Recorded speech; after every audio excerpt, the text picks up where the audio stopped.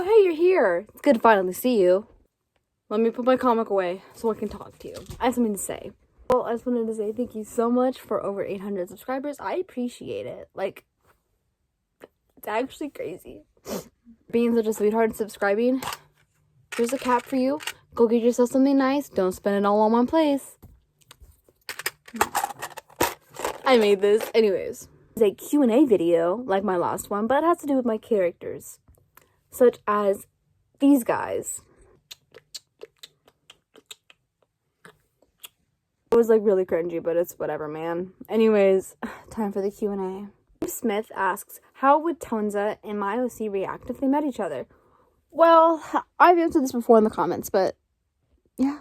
From the information that I was given about your character being named QaA and the fact that he's like a robot, I think, like part robot, and my OC being a man who typically keeps to himself. You know, he doesn't like drama, he doesn't like interactions, you know, at all. He keeps to himself.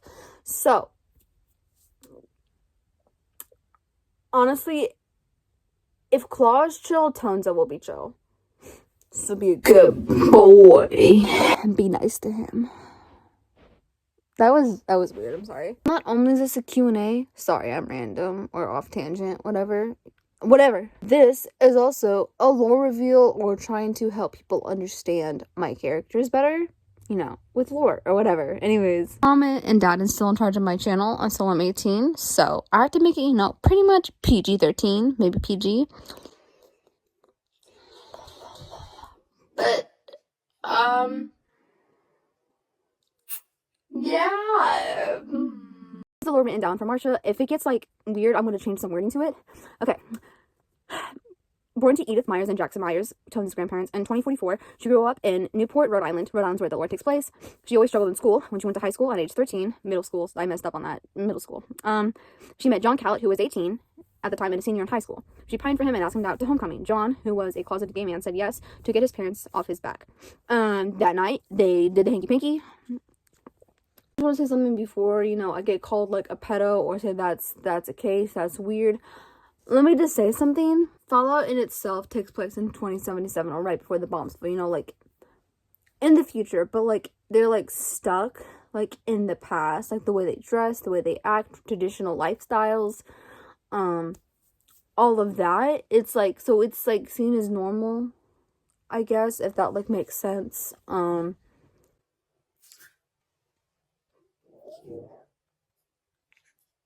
Yeah. And, right after, when Marsha turned 14, she ended up finding out that she was expecting a baby. She ended up telling her parents. They disowned her. This is... Okay?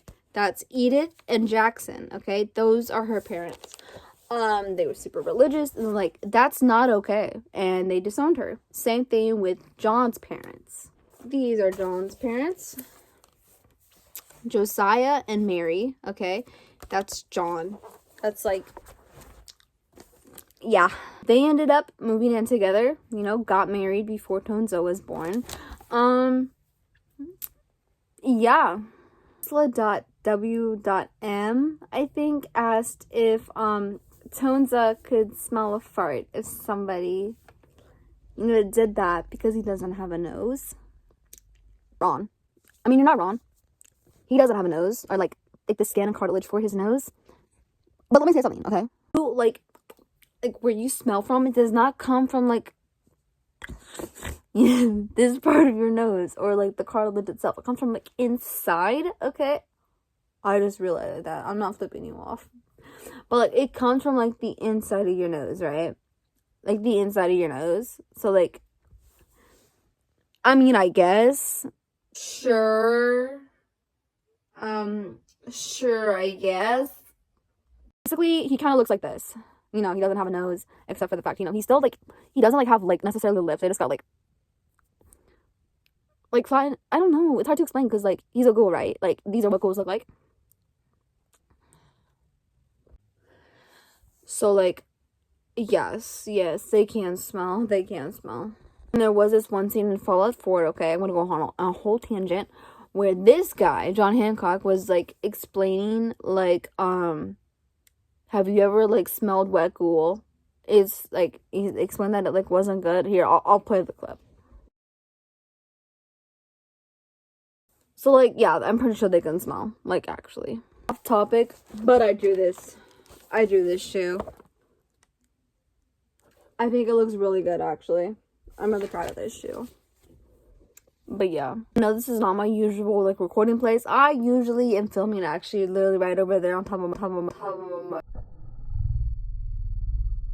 my moped. I've been willingly sleeping in my closet. Here's my setup.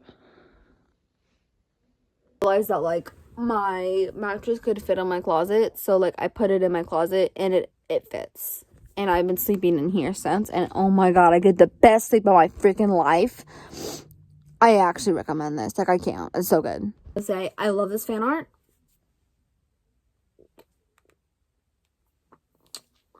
And this fan art of Tonza is very crispy. And yeah, that is how his name is pronounced. It's pronounced Tonza. Tonza, not Tonza. Like, I know the spelling's off, but I don't know how to, like, spell Tonza. But it's pronounced Tonza, not Tonza. I mean, I feel like Tonza could work too, but it's Tonza, okay? Within, like, Tonza's mom's lore, Marsha, you know? That's what she looks like. She's a diva. That was the closest thing I could find to, like, bathroom tiles I didn't have to draw out was graphing paper. And I have shown it in videos such as this. Yeah, from that clip, it looks like he's, like, in a tile room, and he's, you know, like, calling to his mom. Because when the bombs fell on October 23rd, like, 2077, Tonza was currently running home from his workplace that he used to work with his dad from. Although he noticed that his dad, like, didn't show up to work that day, he didn't think anything of it. He just, like, oh well, okay, good, because he doesn't like his dad. Or reasons that I want to say, but I don't want to, like, you know, not allow me to have this posted. Just for really bad reasons. He doesn't like his dad, which I want to put, like, try to explain better, but that's as good as I want to get. You can get your assumptions, your thoughts, whatever. I don't really care. The way a piece of shit dad is not, you know, came up to work and he started hearing sirens. And he remembered in school, turns out being a high school dropout, was like, wait a minute. We learned about these sirens in school. So he's like, wait, those are the bombs or warnings for it. So, of course, he's trying to run home. And he realizes that he doesn't have enough time. He's not thinking. He's freaking out. And he goes into a Pulaski shelter, which I've shown in this video right here. In this video, he is, you know, he can't breathe. He's having a hard time breathing inside of the Pulaski shelter. And he doesn't know how long he's in there, but he's been in there for a while. Like, he thinks he's there for a couple days, hours. It's starting to, like, get mixed up. He doesn't really know. But all he knows is he cannot breathe anymore, and he needs to open the door and go home. So he goes home. The moment that he opens his Pulaski door shelter, he was, like, already, like, being burnt inside of that Pulaski shelter, because, you know, they don't actually work. It's basically a vault shelter for poor bitches that don't actually work. So he's walking home, and he cannot see very well. The world itself is very bright, and, like, all of these senses are coming to him. Like, the smells that he smells of, like burnt rubber and, well, rotting people, because people died. Yeah. So he goes home, okay, and he's walking across the house. He's trying to find his mom, like, even his dad. He doesn't really care. He's just trying to find somebody that he recognizes. So he goes home, and he goes to the bathroom, and that's where he finds his mom. He realizes that she committed suicide. I'm saying that. I don't want to get in trouble with YouTube. Yeah. Anyways, he finds her, right? And yeah, he's a mama's boy. Like, actually, yeah.